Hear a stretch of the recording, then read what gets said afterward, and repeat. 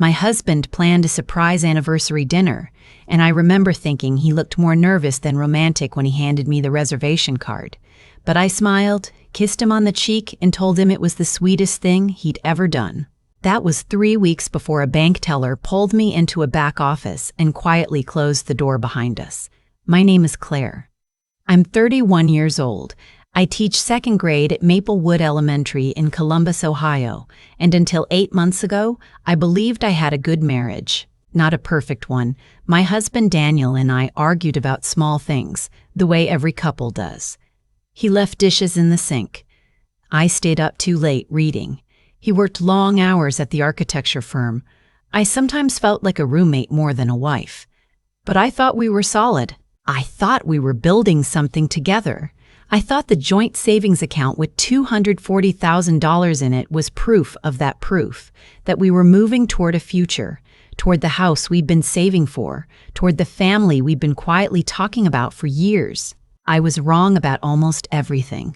It started on a Tuesday morning in March. Daniel had already left for work when I drove to First National Bank on Henderson Road to deposit my paycheck and ask about refinancing options for a home equity loan. We had been pre-approved the previous fall, but never moved forward, and I wanted to revisit the numbers before spring listings picked up. I had my laptop bag, a coffee I hadn't finished, and absolutely no idea what was waiting for me inside that building. The teller at the counter was a woman named Joanna. She had short red hair and reading glasses perched on her nose, and the kind of careful, measured expression that people who work with money develop over years of seeing things they're not supposed to react to. She looked at my account, looked at her screen, looked at me, and then said in a very calm voice, "Mrs. Harmon, would you mind waiting just one moment? I'd like to get our branch manager if that's all right." I thought there was a problem with the deposit. Maybe a hold on my paycheck. I said sure and stepped to the side, and 2 minutes later a man named Robert Theus came out from behind a glass-paneled office door, introduced himself, shook my hand, and asked me to come inside. He closed the door. He sat down across from me. He folded his hands on the desk in the way that people do when they are about to say something that requires them to stay very still. "Mrs. Harmon," he said, "I need to ask you something, and I want you to know that whatever you tell me, I'm here to help you. Did you authorize a power of attorney document giving your husband full control over your shared financial accounts?" I stared at him. "I'm sorry? 3 weeks ago, a notarized power of attorney was filed with this branch granting Daniel Harmon sole decision-making authority over your joint accounts, your individual savings account, and the home equity line of credit attached to your property on Birchwood Lane." He slid a document across the desk. "This is a copy of what was submitted." I picked it up. I looked at the signature line. I saw my name written in my handwriting, or something that looked very much like my handwriting. My stomach turned over slowly, the way it does right before you understand something that you do not want to understand. "I didn't sign this," I said. Robert Theus nodded. "Just once. Carefully. That's what I needed to hear," he said. I drove home in a kind of daze. I sat in the driveway for 11 minutes. I know because I watched the clock on my dashboard, trying to process what had just happened. Daniel had filed a forged document with our bank. He had, at some point in the last 3 weeks, convinced a notary to stamp a signature that wasn't mine. He had given himself legal authority over every dollar we had built together over 6 years. I did not call him. I did not confront him. Something in me, some quiet, cold instinct I didn't know I had, told me to wait, to find out how deep this went before I said a word. That afternoon, while Daniel was at work, I went through our home office for the first time in years with the intention of actually reading things.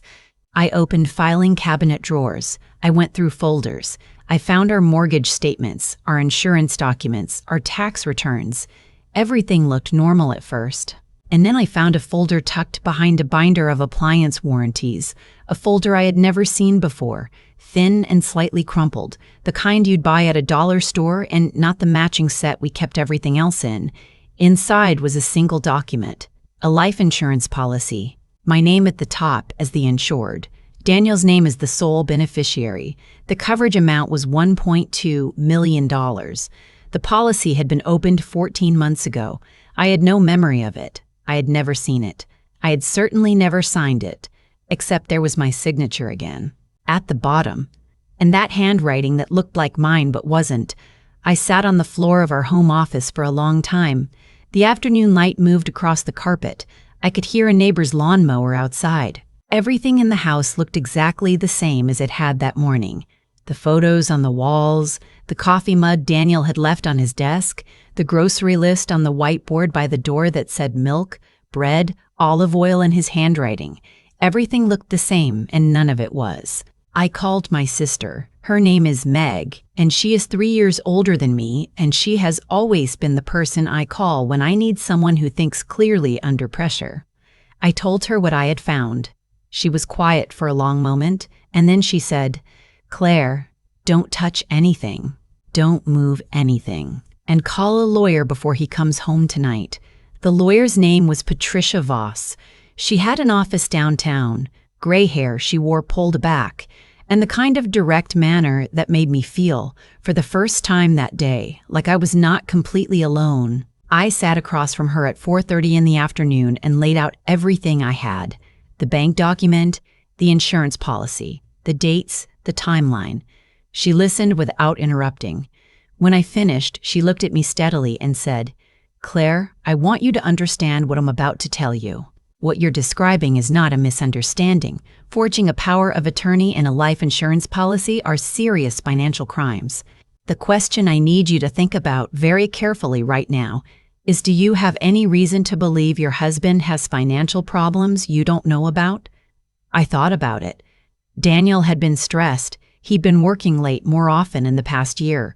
He'd been quieter. I had attributed it to a difficult project at the firm. "I don't know," I told her honestly. "Okay," she said. "Here's what I want you to do. Don't say anything to him tonight. Act as normal as you can. Tomorrow morning, I'm going to make some calls." I went home. I made pasta for dinner. Daniel came in at 7, kissed me on the top of my head, asked how my day was. I said fine. I asked about his. He said a client presentation had run long. We watched television. He fell asleep on the couch.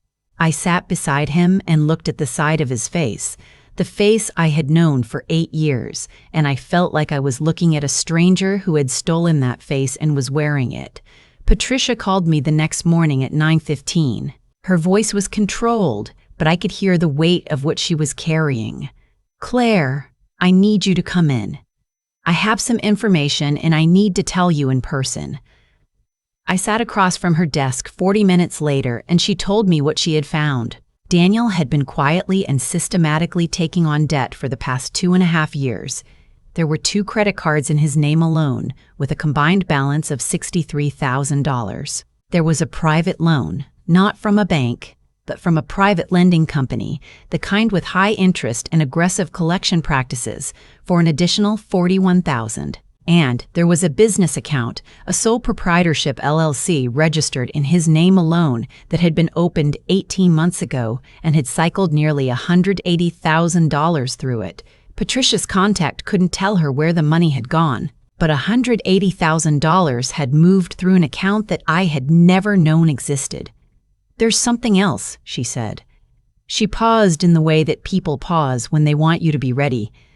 "The LLC is registered to a business address on Fairfield Avenue. I did some checking. That address is an apartment building. Unit 14B is leased to a woman named Amber Colton. She's 26 years old. She's been living there for 22 months, and according to her social media, she's currently 7 months pregnant." The room was very quiet. My coffee cup was on the edge of her desk. I remember focusing on it. I remember thinking that it was important not to knock it over. "He was going to kill me," I said. I didn't say it dramatically. I said it the way you say something when you are working out the logic of a math problem and the answer becomes clear. He was in debt. He had a baby coming with someone else. He forged my signature on a life insurance policy for over $1 million. He gave himself control of all our money so he could move it. And then I was supposed to— "We don't know that for certain," Patricia said carefully. "I know it," I said. "Here is what I did not know yet, that 2 days earlier, Daniel had contacted a financial advisor to discuss the process for making a beneficiary claim on a life insurance policy following the death of a spouse. The advisor, a cautious man named Gerald who had been in the industry for 27 years, had found the inquiry unusual enough to document it. He had not filed anything, had not called anyone, but he had written a note because 27 years in finance teaches you to write notes. Patricia had found that note through a contact. She handed me a copy. I read it 3 times. I want to be honest about what I felt in that room. I felt something cold move through me, something very clean and very focused, and I made a decision. I was not going to panic. I was not going to cry. Not yet. I was going to be precise, and I was going to be methodical, and I was going to make sure that every single thing Daniel had done was documented, witnessed, and in the hands of people with the authority to act on it. Patricia filed an emergency motion to freeze the joint accounts that afternoon, citing the forged power of attorney. The bank cooperated within the hour. She also contacted the county district attorney's office with the documentation we had collected and formally reported the forged documents as suspected fraud.